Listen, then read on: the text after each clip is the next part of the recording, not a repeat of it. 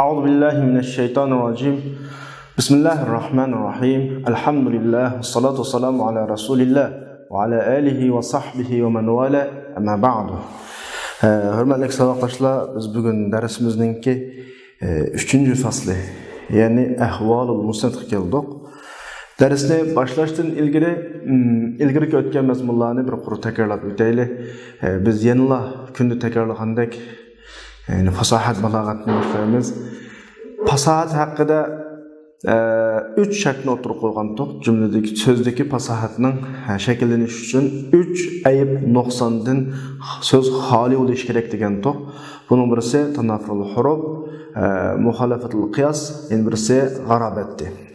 Ondan keyin söz fasahalik bo'lgandan keyin shu fasahalik sözünün tuzilgan cümlede sözün fasahalik bo'lishdan boshqa yana 3 shartni o'tirib qo'ygan. Tanafrul kalimatdan xoli bo'lish, da'f ta'lifdan xoli bo'lish, ta'qid lafziy yoki ma'naviy olsun yoki intiqoliy olsun, shu ta'qiddan xoli bo'lish deb 3 shartni o'tirib qo'ygan. Endi cümle fasahalik bo'lib bo'lgandan keyin halning talabiga mos shaklda Mutakallimning muddaosini ifodaleydigan shaklda tuzilsa, keltirilsa, buni biz balog'at degandik. Shu asosda kitobimizni cho'ng 3 turga bo'lgandik. Birinchisi ilmul ma'ani, ikkinchisi ilmul bayon, uchinchisi ilmul badi'. Ondan keyin ilmul ma'aniga kelgan vaqtda buni 8 faslga bo'lgandik. Buning birinchisi ahvolul isnad, al-xabari deb kelib, buningdagi isnadning ahvoli, isnadning maqsadi, isnadning haqiqiy majaz bo'lgan taraflarini so'zlab o'tdik. Undan keyin muslayga keldik. Muslayda zikri, hazfi, taqdim, ta'xir, ta'rif, tankir qatorliq ondan boshqa bir bilik ahvollarni so'zlab o'tdik. Endi bugungi darsimizda ahvolul musnadga keldik. Endi musnad demak biz muslayning babıdan deb o'tgan muslay cümledeki asosiy igi bilekni, yani nahvi grammatikiga olsak mubtada deb tushunsak bo'ladi. Cümle fi'lilarda fa'il deb tushunsak bo'ladi. Ondan keyin naib fa'il bularni shu muslayga tava. Grammatikini bir yanga qayrib qolib turib, ma'no jihatdan o'ylasak, shu sifat mavzulardagi mavzumo muslaylik xarakteriga ega. Chunki ma'lum bir harakatning egisi bo'ladi, sohibi bo'ladi ma'no jihatda. Hal zulhallardagi zulhalmo ma'lum bir harakatning egisi bo'ladi. Yani u jihatdan endi ma'ni jihatdan, grammatik jihatdan emas, muslay deyishga bo'ladi. Endi shuning tam qarshisidagi musnadga qarasak, cümledeki xabar bilak, yani asosiy mazmun bilak. Cümlenin xarakteri xabar orqali belgilanadi. Biz nahviga olsak, nahvida cümleni ikkiga bo'lib olamiz, ismiya, fi'liya deb. Dal ismiya, fi'liya deb manda ayrilish xarakterimi shu musnad bilakka, xabar bilakka qarab bo'ladi. Ondan keyin fi'liya deb ayrılsa, tabiiyki buningdan chiqadigan ma'nolar o'xshamaydi. Bu cümlenin oxiri xarakteri davomlashadigan xarakteri o'xshamaydi. Masalan, fi'liya desak, buning to'ldiruvi ketadi bir muncha. Masalan, maf'ulun bih deyli, maf'ulun fih deyli, maf'ulun li ajlih deyli, maf'ulun ma'ah deyli degandek bir qo'shimchalar. Demak, cümlede muslay, gerçi muslay asos o'rinda tursa-mu, lekin musnad cümlening xarakterini belgilaydigan bir bo'lak. Endi biz yana bir deb qo'ydigan bir gap, muslay babida muslayni biladigan ahvollar, masalan, zikruhu, hazfuhu, ta'rifuhu, tankiruhu, taqdimuhu, ta'khiruhu qatorliq ahvollarni bu muslay bilaklar xos emas, cümlening boshqa bilaklaridan tepiladi degan to'q emasmi? Dal musnadmi ayni tepiladi. Amma musnadning xarakteri muslayga o'xshamaydigan taraflari bo'lgancha, muslayda tepilgan o holatlar tepilgandan sirt, yani bir bilib ayrim o'xshamaydigan bir holatlar tepilish ehtimolimi ham bor. Shu nuqtadan biz musnadning ahvollariga kelgan vaqtida muslayda so'zlab bo'lgan ahvollarda bek to'xtalmaymiz. Faqat aslatma sifatida bir qitim aslab o'tsak bo'ladi. O'xshamaydigan taraflarini ondan keyin ko'rinarli shaklda so'zlaymiz. Shunga biz muslay babini bir aslasak, muslay babida muslayning zikri, hazf, ta'rif, tankir, vasf, tavkid, bayan, ibdal, atf, fasl, taqdim, ta'khir qatorli masalalarning hamini so'zlagan to'q. Aynı şekilde musliydimi şu şekilde başlaymiz ve musliyding zikr babiga bo'lgan vaqtida zikr babiga bo'lgan, hasb babiga bo'lgan vaqtida abasdan saqlanish uchun, ichki dalilning kuchliroqiga chiqarish uchun, sizning tilingizni unutun yoki uni sizning tilingizni saqlashni xiyol qildirish uchun yoki ehtiyoj kelgan vaqtda inkor hosil qilish uchun yoki muayyanlikning da'vo qilinish degandek bir necha nuqtalarni bunga qanaqa qilgan to'q bir so'zlab o'tgan to'q.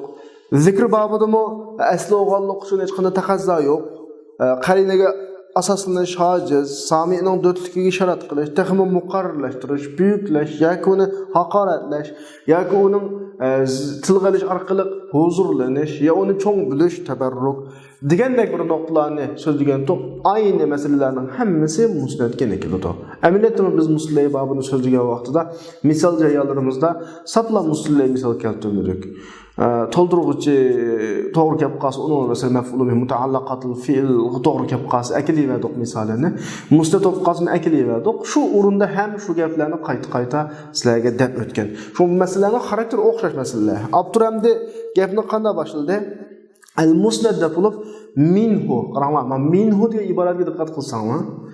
Shu musnadning qatoridan degani biladigan cho'ng-cho'ng turlarni, sizlar biz biladigan cho'ng-cho'ng turlarni hozir qanday qilyapmiz buningga davatimiz jumlada jumlaning mazmuni shunga qarshi qo'yib qolgan. Biz shu orqali hukm qiladigan har qanday bilak musnad bilak deb tushunsak bo'laveradi. Men bayatım degandek al-xabar val fi'l. Shu musnadning qatoridan birisi xabar, mubtada xabardagi xabar, fil fa'ildagi fe'l, ismi fe'l, şu fi'ldan noib bo'lgan nimalar, masdarlar hammasini musnad. Bu bayatning sifat mavsufdagi sifat masalan, hal zul haldagi holatlar hammasi asosan musnadning qatoriga ma'no jihatda qanday qiladi kiradi.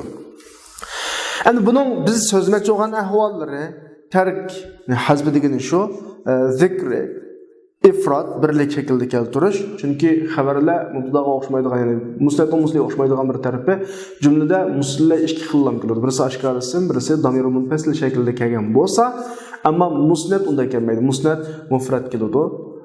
Cümle fi'liye keladi, cümle ismiye keladi, shibhi cümle jar majrur yoki zarf shaklida bir necha xil keladi. Bu xarakter qaranglar savoqdoshlar. Mubtadaning xabarmi ashta 4 xil shaklda keladi. Tag'mi kengaysak 5 xil shaklda.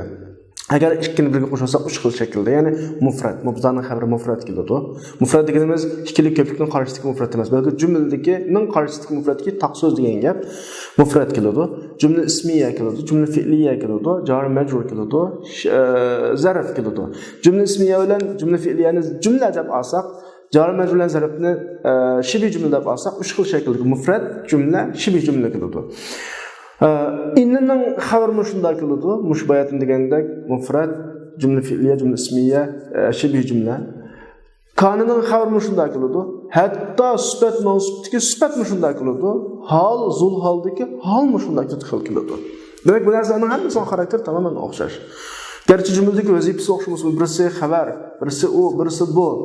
Birisi inning xabari, birisi mavsufning sifati, birisi halning, zul halning hali deb bunda vazifalar o'xshamasmi, lekin ma'no ifodalashdagi xarakteri o'xshash. Shunga ifrod keltirish degani yolg'iz keltirish demakchi. Yolg'iz keltirish, ya'ni jumla emas, shibh jumla emas. Ve fiil bo'lib turishi degani jumla fi'liya bo'lgan vaqtda tabiiyki musnad fiil bo'ladi. Masalan, ism bo'lib turishi jumla ismiya bo'lgan vaqtda ism bo'lib tushadi. Fiilning qanday roli va ismning qanday roli va Zaydun qama desak qanday ma'no chiqadi, Zaydun qoimun desak qanday ma'no chiqadi. Taqyid, uni qaydlab keltirish. Masalan, fiil olgandan keyin lam fi'lla inni bilan qaydlanadi masalan. Nima inni bilan qaydlanma, harf shartlar bilan qaydlanadi masalan.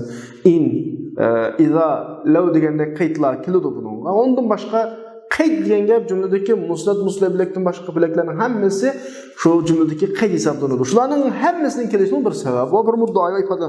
Tankir keltirish masalan, izofat yoki sifat bilan xaslab keltirish, nisbat mansub bo'lib keladi, muzof ilayhi bo'lib keladi. Bulardagi maqsad nima?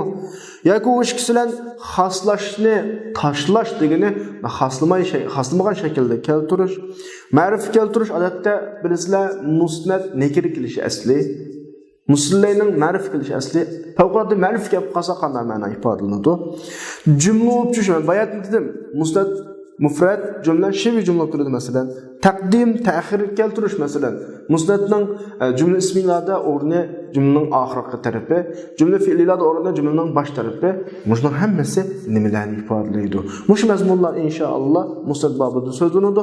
Yana bir qatim takrorlab qo'yay, musnad bobiga munosabatlik biz musnadda so'zlab turgan mazmunlardan tez o'tib ketamiz, chunki biz uni o'qib bo'ldik. Endi musnad bobiga qaytadan bir qarab chiqsak, Abdur musnad babida so'zlanadigan mazmunlarni, musnad babida so'zlanadigan mazmunlarni jami 12 turga ayirdi. Varaqlab baqsanglar bo'ladi va birisi tarkuhu, zikruhu, ikkinchisi ifraduhu, vuqu'uhu fi'lan, vuqu'uhu isman, taqyidul fi'li, masalan. Undan keyin tankirul musnad, تخصيص المسند بالإضافة أو الوصف، تعريف المسند، وقوع المسند جملة، تأخير المسند، تقديم المسند قطرلق 12 tür sözlünüdü. 12 tür sözlünüdü. Bunun birincisini başlayımız yani terkuhu degan yerde. Terkuhu yani musnadni tashlashimiz lima marra fi hazfil musnad ilay. Musnadda o'tgan, musnadni hazf qilishda o'tgan mazmunlar uchun. Gapni nega olib qo'ydi yana? Şu muslayı olib qo'ydi. Biz muslayda nimda bo'lgan to'q muslayning hazf qilinish babida, muslayning hazf qilinish babida muslayni hazf qilishimiz abasdan saqlanish uchun. Chunki shu vaqtlar so'zlab o'tgan jumlada ma'lum bir bilak, ma'lum qarini dalillar orqali qana qilinsa, bilinsa, uni qayta so'zlab o'tirish behudichilik bo'ladi. Ortiqcha gap bo'ladi. Shu ortiqchilikdan, ortiqcha gap bo'lib qolishdan saqlanish, ya'ni al-ihtiroz anil abas degan to'q. Bu bir takhilul udul ila aqwa dalilayn degan to'q. Masalan, bu ikki. Shunchasi sami'ning diqqatini qana qilish, sinab baqish, qanchalik diqqat qildi buni sinab baqish degan to'q. Uchinchisi sizning tilingizni uningdan yoki uni sizning tilingizni saqlashni boshqalarga o'sha tuyg'usini berish degan to'q. Demak, ashlarning hammasi Muşu musnadning babıdımı hem ba. Şun qaytlab o'tamaymiz. Bir necha misol alam buni bitaraf qilamiz. Qolganini mushu amali biz kitob jarayonida, Qur'on hadisini tadqiq qilish jarayonida qana qilsak bo'ladi, diqqat qilsak bo'ladi. Masalan, men keltirgan misoldan birisi: "Va man yaku amsa bil madinati rahluhu fa inni wa qayyarun biha la gharibu." Kimki shaharda onun yatıqı keç qılsa degeni, onun hesabda şəhərdə qulduğanğa toğru gap qalsa. Endi bir musafir bir şəhərdən ötüb, keç şu şəhərdə olub qalsa, degeni, mən aşta olub qaldım deməkçəmdir. Fa inni wa qayyarun biha la gharib. Mən və mənim qayyar ismlik nimam etim. Hadiki, işte rəhlə yuqtaq səfər öy şudğan düşkün degan ma'noni ifodalaydi. Kimning shu tushkuni bir shaharda kechib qolsa, bir masala bor-da, mazmunini men ashta olib qolsam demakdir, men va mening qayyar ismlik etim shu shaharda yot musofirdir. Masalan qarasanglar, fa inni va qayyarun biha la gharibun. Bu yerda bir nuqta bor. Fa inni deki ya mutakallimning yosi muslay. İnning ismisi. La gharibun bunun xabari. Hamma bilasizlar, la gharibundagi lam ta'kidning lami bo'lib, inning xabar ekanligini ifodalaydi. Unda va qayyar innidagi yoy mutakallimga atfi. Ma'tuf yani. Bunun bir xabar kerak. Lekin gharibun innining xabari bo'lib, qayyarning xabarning o'xshash labizda keladigan xabarini g'aribundan chiqaqili bo'ladi, cho'ngili bo'ladi bag'rimda. Men va mening etim bu shaharda bichora musofir desa, bichora musofir, ikkisi musofir. Dishda olib qolsa, fa inni la g'aribun va qayyarun biha la g'aribun deb qayt ilish to'g'ri. Lekin bir jumlada ikki so'z akilish bir takrorlik, bir ortiqcha bir narsa. Ma g'aribunni qanday qildigan bo'g'achqa ifodalab beradigan bo'g'achqa. Şuna qayyarninki musnad tashlandi, nimishqa abasdan saqlanish. Abas degan nima? Ortiqcha gap. Yani bir she'r kelayli. Abdurra buni tushuntirib o'tdi va shahid fi qawlihi. Sha'rining so'zidagi bizga dalil bo'lgan taraf qaysi desa, fa inni va qayyarun biha la g'aribuda. Qayyarga musnad qilingan, isnod qilingan musnad tashlandi. Cümlenin aslisi takdirul kalam degan cümlenin aslisi fa inni gharibun la gharibun va qayyarun kezalika la gharib. Mana şekilde mesela fa inni la gharibun va qayyarun gharibun buna şekilde kasb bo'lgan gap. Am bu yerda tashlashdan maqsad nima bo'lsa, ihtiroz anil abas. Birisi cümleni qisqartish. Cümleni qisqartish. Yani birisi behuda ortiq gapdan qanaqalik saqlanish. Bu bir misal. İkinci misal nahnu bima indana va anta bima indaka radin. والرأي مختلف والرأي مختلف bizning qashimizdikiga, bizdikiga, sendikiga rozi. Fikrimiz o'xshamaydi. Mushurunda nahnu da bir muslilay va anta da yana bir muslilay va bu ikki jumla bir-biriga atf qilingan. Jumlaning musnadni surishti qilsak, nahnuning musnadi yo'q tashlangan o'rinda antaning musnadi radin bor. Radinning so'zlandi, nahnuning tashlandi. Sabab radin ashuni ifodalab berilgan bo'lg'achqa jumlani qisqartish va abasdan saqlanish uchun bu yerdan tashlangan. Dalil radin birlik shaklda keldi, antamu birlik shaklda. Agar nahnuning musnadi kelish to'g'ri bo'lib qolsa, radun deydigan bir dona musnad kelish kerak.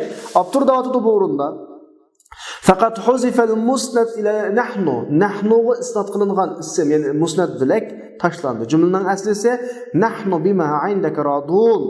Bu yerdagi hazfidan maqsad nima bo'lsa, birisi vazni maqomi ta she'r deganda xalqancha akaga bo'lmaydi. Shunda o'shalar birga abasdan saqlanish, ya'ni behuda ortiq gapdan qanaqalay saqlanish mav asosiy maqsad bo'ladi. Tamam, bu bir misol. Shu yuqoridagi Muslimning bayon qilgan misollar silavasanglar bo'ladi. Zaydun muntaliqun va Amrun desa, Zayd ketib o'tibdi, Amrun shu degan gap. Ya'ni asosi Zaydun muntaliqun va Amrun muntaliqun. Oldidagi muntaliqundan qarini so'lan, keyindagi muntaliqun tashlandi masalan. Onda boshqa sizning kharajtu fa iza Zaydun degan so'zingizmi? Kharajtu fa iza Zaydun degan so'zingizmi? İza'yı mufaciat bo'lib, İza'yı mufaciatni bilisizlar, fujaiyani bunun keyindan mubtada xabar. Yani musnadlaylik bilan cho'qim kelish kerak. Bu yerda musnadga Zaydga isnod qilingan ism tashlandi. Nimishqa istiqmolga ajizligini arablarning izoyi mufojiatni ishlatishi mush shaklda. Ishga qarasam Ahmad, tuyuqsiz ishga shunda qarasam Ahmad shu. Buni kunuglik endi. Birisi bu yerda istiqmol, qo'llanish uslubi odatiy mushkil shaklda bo'lgan. Ikkinchisi bu tushuniladigan tushuniladigan gapni qaydan deb o'ldirish behudichilik hisoblanadi. Shu nuqtadan qanaqalangan, tashlangan oxirisi. Aslisi, jumlaning aslisi kharajtu fa iza zaydun mavjudun deb manda tushunsak bo'ladi aslida. Ya'ni yuqorqi bir muncha misol keltirildi. Agar buni biz qoidalashtirib, musnad qanday vaqtda tashlandi, Abdurrahmon ortiq gapni qilmay şu o'tgan mazmunlarda divatchi buni bir qoidalashtirib to'g'ri qildi. Desak, birinchisi musnadni so'zlashda hech qanday bir ahamiyat bo'lmasa, alla yakuna fi zikril musnad faida. Bu birinchi sabab deb yozib olsak bo'ladi. Undan boshqa ay yakuna javoban an sual muqaddar. Jumlada gap qolgan ma'lum yushurun savoldan bir javob bo'lib kelib qolsa-mu, musnad tashlansa bo'ladi. Bu chiqadi inshaalloh sal turib taxina. Undan boshqa iza taqaddama fil jumla ma yadullu alayhi. Men bayat deganim shu. Musnadga dalolat qiladigan bir bo'lak bo'lib qolsa, biz shuni o'tayinib turib musnad tashlansak bo'ladi. Undan keyin iza jaa ba'da idal fujaiyya. Ya'ni iza fujaiyadan keyin kelib qolsa musnad tashlansa bo'ladi. Ondan başqa iza kana xabaran lin innan xabar qolgan vaqtda tashlansa bo'ladi. Ondan başqa ixtisos, taqviyatul hukm, jumlani kuchlantirish, xos qilish degandek bir mazmunlar var. Shularni ma'lum shaklda qoidalashtirib olsak bo'ladi. Biz taxi misol ko'rsatishdan to'xtamayapmiz. Abdurmayada manda shaklda qilyapti ishni. Buna sababni bizga depamay, qanaqa qilyapti? Misollar bilan deyapti. Biz shu bayatdan ma'lum shaklda tizib oldik, ya'ni shu shaklda qoidalashtirsak bo'ladi. A'shaning so'ziga qaraylik. Taqtugimida va anta tara siz ko'ryapsizki, musnadni tushiritish abas zohirdan sizni behajat qiladi. Ya'ni behuda ortiq gapdan saqlanasiz va ja'aluka tatasawaq ma'al ma'luf val muttaba. Siz shu orqali yaj'aluka degan shu musnadni tashlash sizni shu odatda normal o'rplashgan ma'luf vel muttaba jamiyatga kan qo'llanayotgan shakllan maslashadigan qiladiganini siz normal jamiyatning so'z uslubi bilan masmangan bo'lasiz. Chunki jamiyatda ashta odatlik bu yuqoridagi xarajtu fa iza zaydun deganiga qarata berilgan tushuncha. Undan keyin Aishaning so'ziga qarasanglar, Aisha deyotdi inna mahallan va inna murtahallan va inna fi safar iza madaw mahla. Inna mahallan bir tushadigan yerimiz bor. Bir küçük yerimiz bor. Qaramamaga biz tarjima qilmoq, tarjima qilmay amal yo'q. Chunki men bayatdan qoidalashtirgan vaqt dedim ya, inning xavri kelsa dedim emasmi? Inning ismisi bor, xavri yo'q. Tabiiyki inning ismi bilan keladigan, xavri kelmaydiganda ish yo'q qoidada. Navg'andan keyin tabiiyki xabarni izlaymizda bir tushadigan yerimiz bor, bir kuchadigan yerimiz bor deb qo'ydi. Bir tushadigan yerimiz bor, bir kuchadigan yerimiz bor deb qo'ydi. Va inna fis safar Merdeki safar debdim ama xato qildim. Safri va inna fi safri iza madaw mahla. Va safri degan gap musafir top jamoat degan ma'noda. Mushu musafir topning ichida ular davom qilsa bir mahlawa deydi. Ya'ni vaqt va degan gap. Am bu yerdagi muhim narsa ikkinchi baytda emas, birinchi baytda. Inna mahallan inna murtahallanda muslayba inning ismisi bor, lekin imisi yo'q, xabari yo'q. Shu asli qarasanglar turda o'tdi. Bu sha'rning so'zidagi shahid delil bo'lgan o'rin mahalla bilan murtahallanda musnad tashlandi. Nimishqa istimalga egishlantirga qisqiliq yusildi. Bu jumla odatda arablarning ig'izda shunda qo'llanib kelgan. Ba'zi nurg'un yerda inning ismi sitilganini qo'ydigan xabar nima yo'q. Chunki jumladan tushunildi bu. Cümle asası inna lana fid dunya mahallan ve inna lana anha ila al-ahireti murtahallan. Hatta biz özümüzün gipiga qarasaqma, oturab bazı ibret şekilde keldik, ketimiz deb qo'yamiz. Keldik, ketimiz deb qo'ysak, tabiiyki qishimiz o'tgan odam tushunadi buni. Ya'ni dunyoga keldik, dunyodan ketimiz mana shaklda. Xuddi mushuni o'xshash gapchi bu Uyg'ur tilidagi hozir degan mushi gapga o'xshaydi mana gap. Keldik, ketim xulmog'i inna mahallan va inna murtahallan. Bir turadigan yerimiz bor, ketadigan vaqtimiz bor degan mana shaklda tushunsanlar bo'ladi. Onda başka yeni bir misal. Biz bayatdan musnadni tashlashga sabab nimada qoidalashtirgan vaqtida jumlada tashlangan bo'lakka ifodalaydigan, dalolat qiladigan bir qarina bo'lsa emasmi? Allah subhanahu va taolaning tuandagi oyati shuni ifodalaydi. Qul law antum tamlikuna khazain rahmat robbi. Qul law antum tamlikuna khazain rahmat robbi. Hammaning obdan qarasanglar, law antum deb law harf shart ismning oldida kelmaydi. Bu normal qoida buni. Arab bilganlarning hammasi biladi buni. Lekin ma'runda antumning oldida kelib qolganligi qoidasizligi emas, balki law bilan antumning o'tirda bir dona fe'l jumladan birisi bor.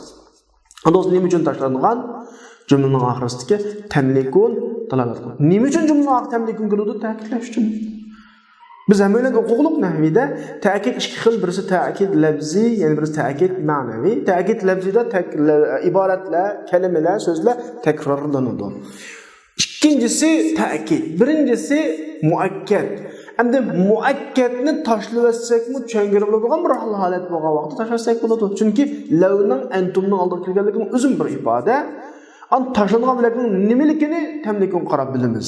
Lavning antumning oldiga kelganligini qarab tashlanganligini bilsak, tamlikun qarab tashlangan bilakning nima ekanligini bilamiz. Bunda o'g'achqa tashlasak buni da'du olib turamda va taqdiruhu.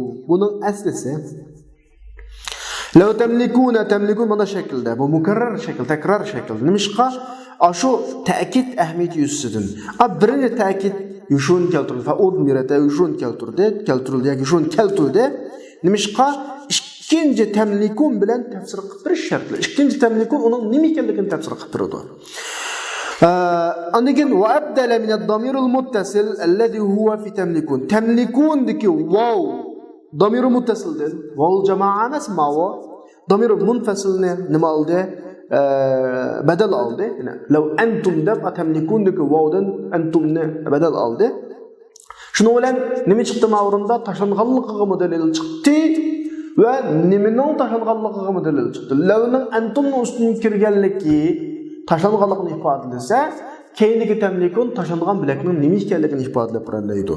Ya'ni demak bu jumlada yerdagi bir xoslikqa ham dalolat chiqadi. Law tamlikuna law antum sila deb bir xil xoslik, tashlanish bir xil dalolat bo'lganligi uchun degan gapdan boshqa yana ma tashlash orqali nima chiqadi? Bir xil xoslik, ixtisos chiqadi. Yani Allah subhanahu wa ta'alaninki fasabrun jamil degan so'z endi maqrulmuni musnatning tashlanganligiga dalil keltirish oldida biz hozir, ammo maqrulmuning ikki xil ehtimoli bor. Men buni darsdan qaysi bir dars deganlik esimda. Muslay tashlangan bo'lish ehtimoli bor, musnat tashlangan bo'lish ehtimoli bor. Muslay tashlansa amri fasabrun jamil degan bo'ladi. Musnat tashlansa sabrun jamil ajmal degan bo'ladi. Ama biz muslay babida bunu degan bo'lsak, ammaga kelgan vaqtda musnat tashlanganligiga buni akilimiz. Shunga turibdi deydi, fasabrun jamil musnatning tashlanganligiga ehtimol keladi.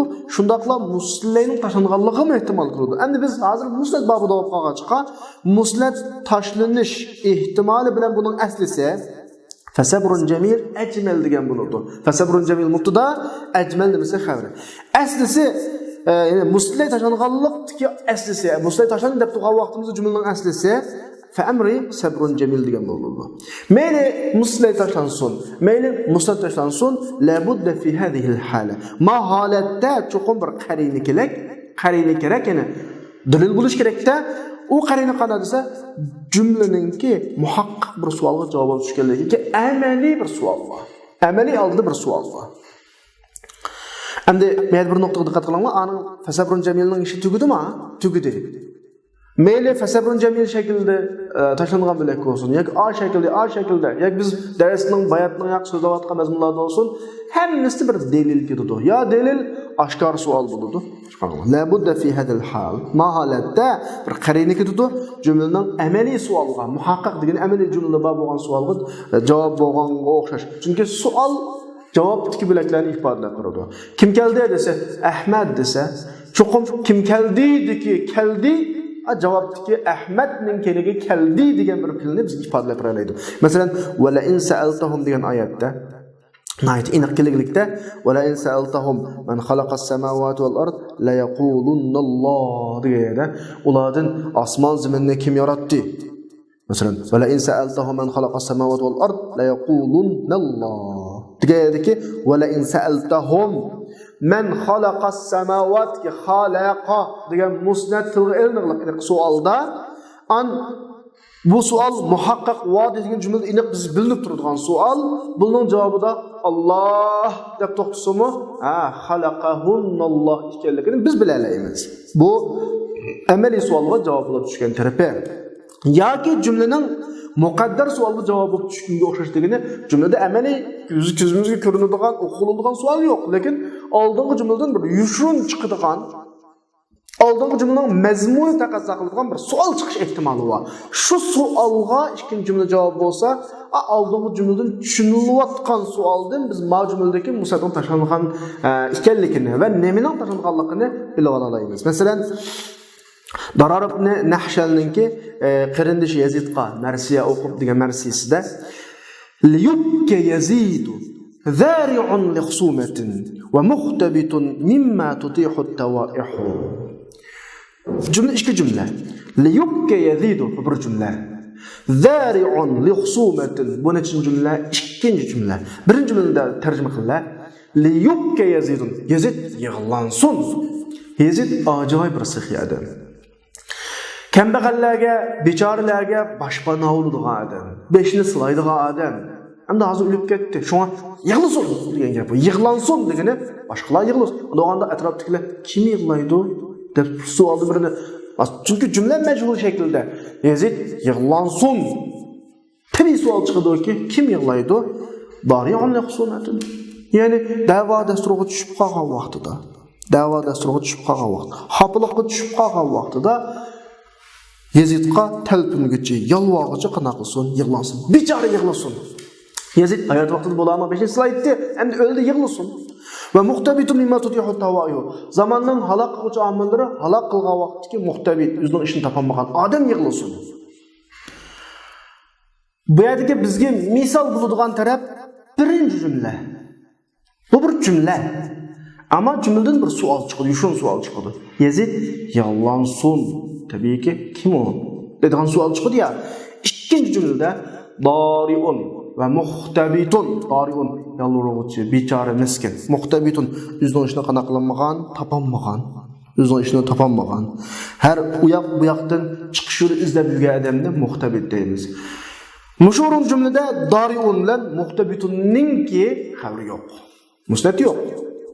Aşı musnad aslis nemo dese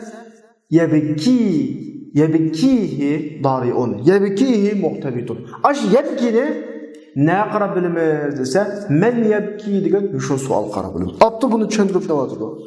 Bu şairning so'zidagi bizga dalil bo'ladigan o'rin nima desa la yubka yazidu dari'un lihusumatligini shu. Xuddi bu yerda bir so'g'a odam shoirdan so'rayotgandaki men yebki yazid kim yig'laydi desa buningga dari'un, uningga dari yig'laydi. Endi bunda keltirmayman. Bir nokta var, men tushundinglar qachon? Yana bir nokta var. Ba'zilar mashhurni men o'qigandek kitap yozgandek o'qimaydi. La yubka demanda majhul shaklda o'qimaydi. La yabki yazidu yazida dari'un deb yazidqa dari yig'laydi deb yabki deb ma'lum shaklga kirib yazidani zvar o'qib nasb o'qib maf'ulun bih deb dari'unni fa'il qiladi. Mahalatda biz yuqorida degan gaplardan birisini chiqmaydi. Lekin majhul shakl keltirish yaxshimi? Ma'lum shaklda keltirish yaxshimi? Ma'lum shaklda keltirsa odatda bir jumlaga aylanadi. Bu hech qanday bir biz bayatni ifodalayotganda latifa ma'nolar qanaqamay chiqmaydi. Ma'lum shaklda masala yo'q, tashangan bo'lakmi yo'q, yushun sualmi yo'q. Majhul bo'lakda yushun sual va uningga yarasha tashangan bilakmicho ham chiqadi. Ana olsa ikki qurilmani ma'lum o'qigan bilan la yakki deb majhul o'qiganning ne farqi desa, fadlu hada tarkib, ya'ni ma qurilmaning ortiqchiligi, tirnoq ichidagi izohat ya'ni la yubka deb majhul va pilni majhulga qurib o'qigan ma shaklning uning qarshisi bo'lgan pilni ma'lum o'qirib la yakki deb o'qiganga ortiqchilik degani ikki xil o'qiydi Alloh va aqlda ma'qilda qaysi xil yaxshi o'qish desa, buning ortiqchiligi nereden tepildi desa, yahud isnatning ijmoliy va tafsiliy shaklda takrorlanishiga qadar mayda ortiqchilik bor. E'tiborli bo'lsin, isnat takrorlansa cümle ta'kidlanadi. Biz bunu Muslimning taqdim bo'lishida o'qidik uni, tushundik. Isnat takrorlansa cümle ta'kidlanadi. Bu bir. İkincisi Yazidninki ortiqcha bilagolmay tushib ahmiyati bor. Madrabiga qaytadi buni ortiqchiliqqa. Ya'ni la yabki yazida olsa Yazid maf'ulun bihi bo'ladi. Bilasizlar, bu shirdagi asosiy personaj, asosiy qahramon Yazid. Asosiy ifodalangan cho'san maqsad Yazid. Maf'ulun bihi bo'lib qoladi. Ma'lum o'qisak, ammo majhul o'qisak naib fa'il bo'ladi. Muslimlar bo'ladi. Bu bir. Ikincisi. Uchinchisi fa'ilni tunish kütmegen nimetinin hasılı olmuş gördüğü ki liyub kelip keltirgenlikinden mechul. Hemen bilimiz mechul degende fail taşlanırdı. Fail taşlanıp da bunun ki mef'ulun bihi varken fail yokken dep tutsak dari'un dep geldi. Yani bir narsani kütmey tuğa vakti gelse o başkaça bir komik batlaydı da bu. Çünkü cümlenin beşi failinin zikriga bizni tamamı sanmaydigine cümlenin beşi de failinin zikri bulmaydı. Çünkü cümlenin beşi mechul şekilde başlandıgan. Manda oğa çık kendine failinin ayrım kelganligi bizga boshqacha bir xil tuyg'uni bor. Mush tufaylidan majhul qurilma, ma'lum qurilmadan ortiq deydi abdur. Endi nimalar bo'lmasin bizga muhim tarafi musnadni hazbsi, tarkisi degan bobda abdur misollar bilan betaraf qildi. Chunki qoidasining ko'pinchisini musnad bayon qilib bo'lgan, bayon qilmagan taraflarni biz bayatdan birinchi, ikkinchi, uchinchida ma'lum qoidalashtirdik. Shu yerdan kitoblarni yozib olsanglar, kalomni saqlab olsanglar bo'ladi. Shuning bilan musnadninki zikrisi qana qildi, tugidi. Endi musnadning hazbsi tugidi. Musnadning zikriga kelsak, musnadning zikriga kelsak, musnadning zikriga kelsak, yana abdur koni gapni qilyapti. Falima marra fi zikril musnadlay. Musnadning zikrida o'tgan sabablar tufayli. Uni ulardan biz qolmaymiz. Gerçi to'g'ri. Men shu vaqtimda so'zlagan, hozir davatman darsning 5-da dedim, musnadlaydagi shu holatlarimiz keldi. Bu musnadga o'xshamaydigan nurg'un taraflari bor, nurg'un xarakteri o'xshamaydi. O'xshamaydigan taraflarda cho'qib o'xshamaydigan bir nimalar bor, sabablar bor. Masalan, musnadda tilg'anilgan zikrning qoidalari, chunki u asli undan chiqishda qazo qilgan dalil yo'q. Chunki tashanganligini ifodalaydigan qayin ojiz qirinligi asoslanish yaxshi emas. Ondan boshqa sami'ninki g'abavatiga gapdor etish degandek shu gaplar hammasi keladi. Ondan boshqa musnadni zikr qilish taxsisni ifodalash uchun keladi. Masalan, Qur'oni Karimda lahum fid dunya khizyu va lahum fil akhirati azabun azim. وَلَهُمْ قَرَمَ وَلَهُمْ فِي الدُّنْيَا خِزْيٌ وَلَهُمْ فِي الْآخِرَةِ عَذَابٌ عَظِيمٌ. Khizy, azabun azim. Ayrım, yani ikisi bir gap emniyeti şu. Ayrım ibaretler öyle tekrarlanıp gelişi. Andikin lahum. Ben Müslümanların gibini kıldım. Khizy Müslüman, azabun azim Müslüman emas mı? Müslüman qaysi? Lahum. İkili cümlede. Lahum fid dunya khizy ve lahum fil ahireti azabun azim. Degan ayette lahum. İkilisi lahum keliglik. Yani bir Müslüman taşlansa buluttu. Lekin nima uchun taxsis? Bu yerdagi xorlik, rasvolik, büyük qattiq azab ana shularga xos degandek ifodalash. Mana sabablar bo'ladi tabii. Undan boshqa bilisizlar, men davom etib qo'yaman, jumla musnad bilan xarakteri bekitildi. Musnad bilan. Musnad ism bo'lsa jumla ismiya bo'ladi. Musnad fe'l bo'lib qolsa jumla nima bo'ladi? Fe'liya xarakterini o'z ichiga olgan bir jumla bo'ladi, jumlaning xarakteri. Shunda bo'lib qolgan ahvol ostida jumla ismiya subutni ifodalasa, jumla fe'liyani ifodalaydi, hudusni ifodalaydi. Bu tarafga ayrim chiqsa-mu, lekin davotim hamda. Demak, musnadlarning zikr qilinishi ismiya fe'liya kelishini bekitishga ahamiyat bor. Bekitish. Chunki zikr qilinmagandan keyin o'qimaymiz biz. Zikr qilinsa undan keyin ismiya kan subutni ifodalaydi. Fe'liya kan nimani ifodalaydi? Tajaddudni ifodalaydi. Biz bilalaymiz mana. Shunga chiqib turib davatudi. فلما مرت في ذكر المسند إليه من أغراض. يعني مسند تلغنان غرض شو وذلك عاشو قايت كلام إتايله لكون ذكره هو الأصل ولا مقتضى للعدل عنه. Onun zikrisi asli çünkü cümlelerdeki barlık bilekler sözleniş gerek asli ve onun çıkışını taqazza qiladigan bir taqazza yo'q edi. Sabab yo'q onun qana qilishga asli qoidadan tashlab buni tashlab o'tishga. Al-ilmu khayrun min normal odatdagi ahvol. Ondan başqa qarinaga asoslanib ojiz. Biz davomli deb qilyapmiz. Cümledeki ma'lum bilakni tashlash, ma'lum qarina dalil faqat asoslanib tashlab hech vaqt tashlanmaydi. Lekin bu yer asoslangan qarinimiz ojiz. Bunu asasından qo'shiq chataq chiqadi. Hali mustaqimun va rizqi maysur. Mening ahvolim normal, mustaqim degani normal, yaxshi. Va rizqi maysur desa, rizqim kangday degan gap endi. Agar favqulodda maysurni tashlasak, mustaqim bilan maysur ikkisi ifodasi bir ekan. Turmushim yaxshi, iqtisodim xili kangday degandek bir o'qib ifodalagan o'qimi bir olsa ma'no o'xshamaydi. Zaten bu yerda nima taqdir qilamiz? Sallalik ifoda majbulroq. Tushangilib bo'ladi inchkilsa, lekin azroq masala chiqarish ehtimoli bor. Ma'no o'qilardan buni tashlasak, bir xil elishish ehtimoli bo'lg'achqa shuni tashlamadi. Onu sami'ning g'abovatini ifodalash uchun, sami'ning g'abovat masalan İbrahim alayhissalom butlan chiqargandan keyin ular İbrahim alayhissalomdan akilib so'radi. Anta fa'alta hadha bi alihatina? Ya İbrahim sen bunu sen qildingmi degandan keyin dedi. Bel fa'alahu kabiruhum hada. Bel fa'alahu kabiruhum. Tamam? Cümlenin başında anta fa'alta deb iniq musnad qilgan bo'lg'achqa savol o. Javobda kabiruhum hada desa bo'ladi. Bel fa'alahu deb bunda iniq fe'lni fa'alahu deb iniq keltirishi saqasin o'qib qarab baqana. Ani ko'dim oshiqibdi ana deb hozana kelishi. Dediq muslayda ismi ishorat bilan keltirishi. Qarshi tarafning g'abiligiga ishorat qilish shunda emasmi? Sen debgil qarab faqat so'saq bo'ladi ana tumamda ana ish cho'ng qildi deb avlog'i bir xil sizlar dörtsizlar degandek bir xil tuyg'uni birish, ya'ni ig'izini itish, to'voqlash degandek bir xil maqsadlar bor-da bu o'rinda. Masalan, mayda asluha sabitun va far'uha fis sama. Yiltizi mustahkam bekiklik, uning shaxchisi osmonda deb, o'sha dappamisam degandek bir xil hukmda. Far'uha o'g'andiganda o'ylasa bir daraxtning yildizi ostuludi. Shexi tabiiy osmonda bo'ladi, uning demisimi bo'ladi. Lekin qarshi tarafning g'abovatiga. Qarshi tarafning sami'ning g'abovatiga ishorat qilish hozir kitobda yozilgan asluha sabitun va far'uha fis sama degan oyatga qaraganda, men o'qigan anta fa'alta hada ya İbrahim degan ayat bakroq tushdi uning tatbiqot misoliga. Undan boshqa musnadning tilg'ilinishi uning ism yoki fe'l bo'lishining muayyanlashtirish uchun innalloha azizun hakim, innalloha qaviyyun hakim degandek oyatlar emasmi? Sami'un basir degandek, ya'ni ismi jumla bo'lib masala boshqacha tushuniladi.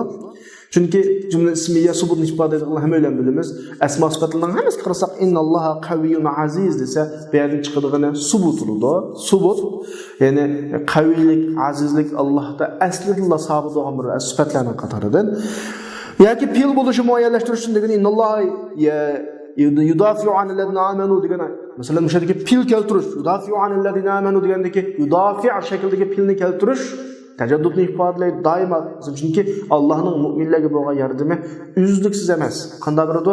Mu'minlar Allohning diniga yordam bersa beradi, bo'lmasa bermaydi. Bundan nuqta tajaddud ifodalaydi. Yoki davomli, uzluksiz, pat-pat har doim gap turdi degan ma'no ifodalasin bo'ladi.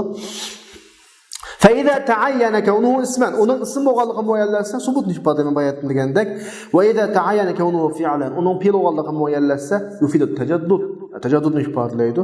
Bu xuddi Alloh subhanahu va taolaninki yuxadiunalloha va huwa xadiuhum. Bu birinchi jumlada yuxadiunalloha jumla fe'liga keltirildi. Ular davom qilmaydi uni. Allohni aldaymiz deb uyullarni o'ynashidi, qurishidi, davom Mao tajaddudni ifodalasa va huwa xadiuhum. Har zamonda Alloh uning qurgan uyullarini o'ziga buzudi, o'ziga qaytarib beradi. Ma'qul shaklda subutni ifodalaydi. Xadiuhum mutlaq subutni ifodalaydi. Zamonga irtiboti yo'q uningki, zamonga munosabati yo'q. Ama yuxadiun tajaddudni ifodalaydi. Marra ba'da uxra muqayyadam biz zamonga pat-pat. Ular har zaman shunda aslashib Allohga o'yin quradi. Allohni oldirmoqchi bo'lishadi. Halbuki Alloh ular har zaman, zamonsizcha har doim ularni oldi. Yani har doim ularning muxadaatlarini o'ziga qaytarib turadi. Ondan boshqa samiyani ishtiyoq chekkizuvchiga har xil sabablar bor, masalan. O va boshqa sabablar bor. Bularni shu oldimizga kelgan kitoblardan, Qur'on, hadislarni aqtirish orqali tatbiq qilsak bo'ladi. Xuddi biz muslimlar bayon qilgan tafsiliy ahvoli o'sha ayni keladi. Balkim yo'q mazmunlar ham chiqishi mumkin. Tamam. Undan keyin keldik musnadninki ifraduhu. Ifrad. Men darsdan boshlab dedim. Musnad bilak mufrad jumla, shibi jumlada 3 ga bo'linadi. Avval Muhammad talibun. Bu mufrad o'qinan misali. Muhammad yadrus. Bu jumla fe'liya o'qinan misali. Muhammad fil madrasa. Bu shibi jumla o'qinan misali. Jumla o'qigan vaqtida tabiiyki xabar bir voqelikni o'ziga olgan shakldagi xabar bo'ladi. Yani bir bağlantısı oldu uya-buyalarga. Mufrad o'qigan vaqtda xabar, yani musnad bilak musnadga bevosita bog'lanadigan manda shakl ifodalanadi.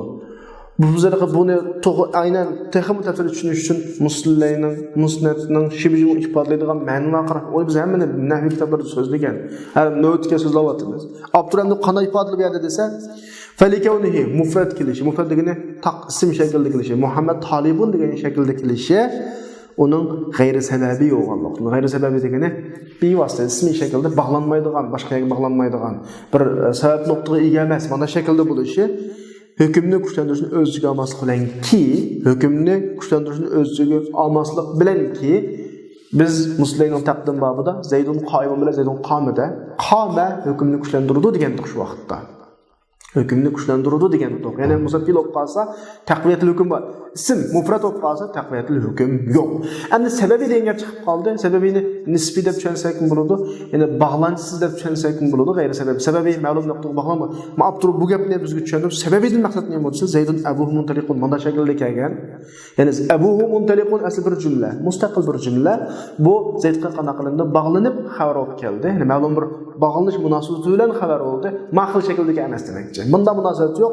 Masalan, bevosita Zaydga munosabatlik, mushu misolda Zaydun talibun desa, Muhammad talibun desa, masalan, bevosita Muhammadga munosabatlik, jumlada kuchlantirish masalasi yo'q. Oddiy jumla, odatdagi normal jumla ikkiligini ifodalash mufrad keladi. Vuqu'uhu fi'lan, endi musnad pilop qolsa, tabiiyki pilop qolsa ya madi bo'ladi, ya mudari bo'ladi. Mudari hozirgi zamon yoki kelgusi zamonni ifoda. Demak, pilop qolgan vaqtda jumlaning xarakteri ya o'tgan zamonga, ya hozirgi zamon yoki kelgusi zamonga bog'lanadi. Shunga turadi, pilop ishi qisqa yo'ldan uch zamonning biriga bog'lash uchun tajaddud. Endi zamondan boshqa yana pilning yana bir roli tajaddud. Tajaddud degan nima? Ishga yuz berdi. Burundan bo'layotgan ish emas, yuz bergan ish degan ifodalamoqchi. Daraba desa, umugan burundan hozir udi. Qara'a o'qimagan hozir o'qidi degan bir hukm. O'qimagan degan hukm burundan o'qiyotgan hukm chiqmaydi. Bir odamni azaldan tortib üzülmey kelayotgan bir ishni sifatlamoqchi bo'lsak, pillan emas, sifat ismlarla ifodalaymiz. Masalan, bir odam noyatliqi mehribon, shafqatli deb ifodalamoqchi bo'lsak, uni rahima, yarhamu ifodalaymiz. yoki hanna, yahinnu deb ifodalamaymiz. Deymiz hanun. Hanun sifat shaklida. O uzluksiz burundan ta hozirga qadar. Ama shunda bir qitim yuz bergan ish yoki yuz berdi, bunda shaklda bo'lib qolsa, tajaddud bo'lib qolsa, pil ifoda. Shunday davatudi, tajaddudni ifodalashdan birga davat. Masalan, tarifni Tamim al-Ambarininki bir she'risi bor. وكلما وردت أكاد قبيلة بعثوا إلي عريفهم يتبسمون. أول ترجمة قلت. هر وقت أكاد بزرگا bir قبيلة kelsa, bana özünün bir elçi Arif degan biz onda çoğunlarını, elçilerini avatudu. Yetevassamu, meni küzdü deydi. Yani mutavassimun, mutavassimen degan bunda ma holat ism shaklida kelmay, yetevassamu deb bunda shaklda keltirishning sababi doim meni küzdü degan gap mavjud. Ma agar mutavassimen kelsa, küz tuplan turdi degan gap. Yetevassamu keltirganlikka shu bunda qaraydi. Yana boshqa qaraydi. Yana küzdü. Shu pat küzdü deganda kelar bir tajaddud, sharkat davomliq yengilib turdi degan uqumni ifodalab, davom küzdü turdi yana. O'zi tajaddud mana shaklda küzdü degan nimani ifodalash uchun yetavassamu. Ya'ni yetavassamu mudori siyg'asi bilan keldi. Tajaddudni ifodalashdan birga, ya'ni tavassum uzluksiz tajaddud shaklida yengilib turdi degan ifodalaydigan lafziy qarinalar bilan billar. Agar mutavassiman kelib qolsa, tajaddudni ifodalayolmaydi, haqiqiy, haqqan ifodalagan haqiqiy ravishda ifodalayolmaydi. Yetavassamu deganlik xuddi texma tushunish qilib defasan, meni küzdü. Shunda qarab küzdü. Shunda qarasa meni qarab oldi boshqa yoqqa. Da qaraydi, yana shu boshqa yoqqa qarab oladi. Demek bu meni küzdüştün to'xtamidi, üzlüksüz buna degan gapda. Endi ism bo'lib işi, yani musnadning ism bo'lib işi, zamonga bog'lanmaslik, tajaddudning bo'lmaslik. Bayat degandek mufrad shaklda keladi ko'pincha vaqtlarda. Zaman yo'q, tajaddud yo'q, bir xil subutni ifodalaydi. La ya'lafu dirhamul bu o'z joyida intoyinlik lozim bo'lgan ma'no. La ya'lafu dirhamul madrubu surratana. So'qalgan tanga bizning yanjuq ama yanchuq. Yani portmallarımızga ko'nmaydigan gap biz degan shunday sehiy odamki pul tumaydi yanchuq demakchi. Lakin yamurru alayha. Lekin bu tengilar yanchuqimizni shunda uyda kirdi va huwa muntaliqu mangam peti degani tengilar musubut shaklda, anda tajaddud shaklda emas, mangab turdi demak. Kirdi chiqadi. Yanchuqimizga kirdi chiqadi.